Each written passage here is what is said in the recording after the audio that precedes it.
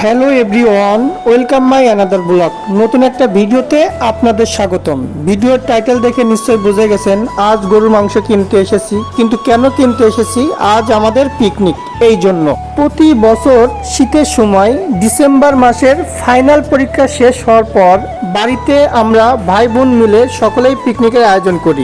যেহেতু আমাদের পিকনিকটা রাতে, আমাদের এলাকায় ভোরবেলা গরু জবাই হয়, এই জন্য সকাল সকাল গরুর মাংস কেনার জন্য বাজারে গিয়েছিলাম। অভয়নগর নপরা কাঁচা বাজারে সব থেকে বড় দত্ত ডিপার্টমেন্টাল স্টোরে দাদাকে আমি আমার পিকনিকের লিস্টটা দিলাম। দাদা সকল লিস্ট অনুযায়ী আমাকে বাজার দিয়ে দিল। শীতের সকাল ভোরবেলা আমাদের কাঁচা বাজারে সবজি খুব টাটকা পাওয়া যায়, এই জন্য আমি শসা, টমেটো, আলু এবং পেঁয়াজ ক্রয় করে দ্রুত বাড়ির উদ্দেশ্যে রওনা দিলাম। শীতকাল এলেই গ্রাম বাংলার ঘরে ঘরে উৎসবের আমেজ দেখা যায়। বিশেষ করে ছোটবেলার শীতকালের পিকনিক মানে অন্যরকম একটা অনুভূতি। শহরের কোলাহল ছেড়ে গ্রামের উঠানে পিকনিকের আয়োজন মানে ছোটবেলার স্মৃতি, পুরাতন দিনের আনন্দ ফিরে আসে। আমরা ছেলেরা বাজারে এসেছিলাম পিকনিকের বাজার করার জন্য, অন্যদিকে বাড়ির মেয়েরা ওরা উঠান ঝাড়ু দিয়ে পরিষ্কার পরিচ্ছন্ন করে রাখে। যেহেতু আমাদের পিকনিকে মেম্বারের সদস্য মাত্র 9 জন, এই জন্য 2 কেজি গরুর মাংস আর সামান্য কাঁচা বাজার নিয়ে বাড়ির উদ্দেশ্যে রওনা দিলাম। এটা আমাদের নপরা নূরবাগ, এটা আমাদের প্রাণের শহর যশোর খুলনা মহাসড়ক। এই পিকনিকের মূল আকর্ষণ ছিল পারিবারিক বন্ধন এবং ভালোবাসা। আধুনিক জীবনে বাস্তবতার মাঝে এমন একটি আয়োজন করতে পেরে সত্যি আমাদের খুব ভালো লেগেছিল। ছোটবেলার স্মৃতি মনে করিয়ে দিয়েছিল। আমাদের পিকনিকের মেনু ছিল মাত্র 3টি: গরু মাংস, সাদা ভাত আর ডিম ভুনা। এদিকে চুলায় ডিম ভাজি করা হচ্ছিল, অন্যদিকে গরুর মাংস ম্যারিনেট করে রাখার জন্য প্রস্তুত চলছিল।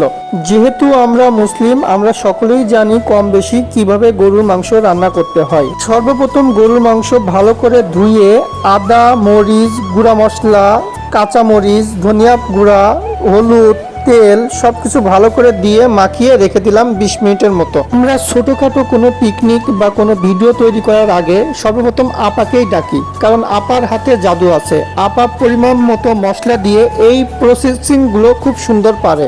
যেহেতু গরুর মাংসে ভালো করে মশলা মাখিয়ে 20 মিনিটের জন্য ম্যারিনেট করে রেখে দিয়েছি এবং ডিম ভাজি করে রেখে দিয়েছি ডিম ভুনা করব এই জন্য। ডিম ভুনা করব এই জন্য ডিমের জন্য মশলা তৈরি করে নিচ্ছি। যেহেতু আপনারা সকলে বাড়িতে ডিম ভুনা খেয়েছেন, ডিমের রেসিপি সকলেই জানেন, এই জন্য বিস্তারিত কিছু বললাম না। ডিম ভুনার জন্য ডিমের মশলা কমপ্লিট। এবার ভাজি করা ডিম মশলার ভিতর ছেড়ে দিয়ে কিছুক্ষণ নাড়াচড়া করে 10-15 মিনিটের ভিতর নামিয়ে ফেলবো। অন্যদিকে গরুর মাংস সকল মশলা দিয়ে 20 মিনিটের জন্য রেখে দিয়েছিলাম। যেহেতু ডিমের ভুনা রান্না শেষ, এবার গরুর মাংস চুলায় উঠিয়ে দিলাম। আমাদের গরুর গোস্তের পরিমাপ ছিল মাত্র 2 কেজি, কিন্তু আমাদের পাতিলটা ছিল ছোট, ভালো করে মাংস নাড়াচড়া করা যাচ্ছিল না, এই জন্য আমরা পাতিলটা চেঞ্জ করে বড় একটা পাতিল নিয়েছিলাম।